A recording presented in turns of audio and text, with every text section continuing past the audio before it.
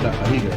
लेकिन भोपाल की यूरेन carbide factory उत्पादन के कचरा ले जाने का विरोध तेज हो रहा है। कांग्रेस और बीजेपी दोनों ही पार्टियों के नेता इस कचरे को पीथमपुर में जलाने का विरोध कर रहे हैं। इस मामले पर हो रही राजनीति को लेकर मुख्यमंत्री डॉक्टर मोहन यादव ने प्रेस कॉन्फ्रेंस में जवाब दिया। मुख्यमंत्री ने कहा कि सभी सुझावों के आधार पर हमने भोपाल यूरेन कार्बाइड का लगभग 358 टन कचरा, जिसमें 60% से अधिक खाने मिट्टी और 40% केमिकल से जुड़े अपशिष्ट पदार्थ उसे पीथमपुर भेजा है। यह कचरा मुख्यतः कीटनाशक बनाने में उपयोग होता है। वैज्ञानिकों के अनुसार इसका जहरीलापन 25 साल में लगभग खत्म हो चुका है।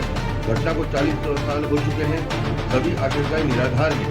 डॉक्टर यादव ने कहा इस घटना को 40 साल हो चुके हैं। इस दौरान कचरा भोपाल में ही रहा, जिससे यह स्पष्ट होता है कि कई आशंकाएं निराधार हैं।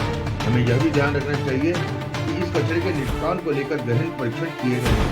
मुख्यमंत्री ने बताया कि भारत सरकार की विभिन्न संस्थाओं जैसे NEERI, national environment engineering research institute Nagpur, national geological research institute Hyderabad, Indian institute of chemical technology और केंद्र पर्यावरण प्रदूषण नियंत्रण बोर्ड द्वारा समय समय पर किए गए अध्ययन और सर्वोच्च न्यायालय को प्रस्तुत किए गए सभी प्रतिवेदन शामिल हैं।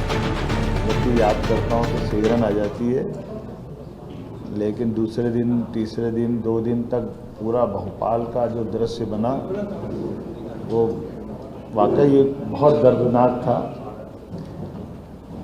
फिर घटना के 20 साल बाद तक भी निष्ठुरता की सीमा तोड़ते हुए तत्कालीन शासन व्यवस्था ने न तो उसको चलने से रोका, न इसके भविष्य का परिणाम से उनको कोई असर हुआ।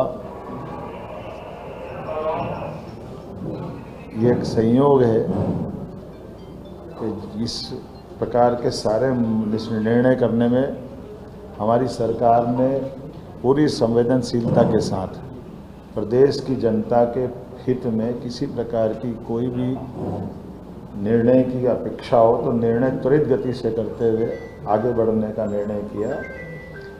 माननीय उच्चतम न्यायालय, उच्च न्यायालय, सभी प्रकार के विभागों के अलग अलग परामर्श, सभी प्रकार के सुझावों के बलबूते पर हमने भोपाल से लगभग 358 टन यूरेनियम कार्बाइड का कचरा, जिसमें 60% से ज़्यादा स्थानीय मिट्टी है, लगभग 40% सेवन नेफ्थॉल और अन्य प्रकार के केमिकल से जुड़े अपशिष्ट है। सेवन नेफ्थॉल रेसिड्यूस मूलतः मिथाइल आइसोसाइनाइड और कीटनाशकों को बनाने में सह उत्पाद की भूमिका में रहता है और इसका जहरीलापन भी वैज्ञानिकों के शब्दों में 25 साल में लगभग पूरा हो जाता है। ये उल्लेखनीय बात है कि घटना को 40 साल हो चुके हैं। ऐसे में स्वाभाविक रूप से कई सारी जो आशंकाएं हैं, उन आशंकाओं का अपने आप इस बात का उत्तर मिल जाता है। और ये इस बात का भी उत्तर है कि 40 साल से ही हम सब उस कचरे के साथ भोपाल में रहते आए हैं। ऐसा नहीं कि कहीं से आ रहा है, भोपाल में ये कचरे के साथ ही सारे लोग रहते आए हैं। तो इसलिए इस चीज़ को स्मरण में भी रखना है कि जिस बात को तथाकथित लोग एक आशंका से मन में लाते हैं, उनके लिए सारी बातों को समझाने के लिए मैंने बात कही है। इस कचरे के निपटान की प्रक्रिया में दुनिया में शायद ही इतना गहन परीक्षण किया होगा। भारत सरकार की विभिन्न संस्थाएं जैसे NEERI, national environment engineering research institute Nagpur, national geophysical research institute Hyderabad, IICT, Indian institute of chemical technology तथा केंद्रीय प्रदूषण नियंत्रण बोर्ड द्वारा समय समय पर किए गए अध्ययन, माननीय सर्वोच्च न्यायालय को प्रस्तुत किए गए सभी प्रतिवेदन, माननीय सर्वोच्च न्यायालय द्वारा भारत सरकार पर्यावरण मंत्रालय को मार्च 2000 में दिए गए निर्देश, जिस 2013 में ही केरल राज्य की कोच्चि स्थित हिंदुस्तान, ये कोच्चि के संस्थान में 10 टन यूरेनियम कार्बाइड के समान कचरे का परिवहन कर ये हम पीथमपुर में ला करके जला करके इसका एक बार परीक्षण किया गया था TSDF ट्रायल रन, केंद्रीय प्रदूषण नियंत्रण बोर्ड की निगरानी में। और इसको सफलता के साथ न केवल तत्कालीन समय जलाया बल्कि इसका परीक्षण की रिपोर्ट वैज्ञानिकों की उपस्थिति में पुनः सुप्रीम कोर्ट में भी प्रतिवेदन के साथ उपस्थित की गई थी।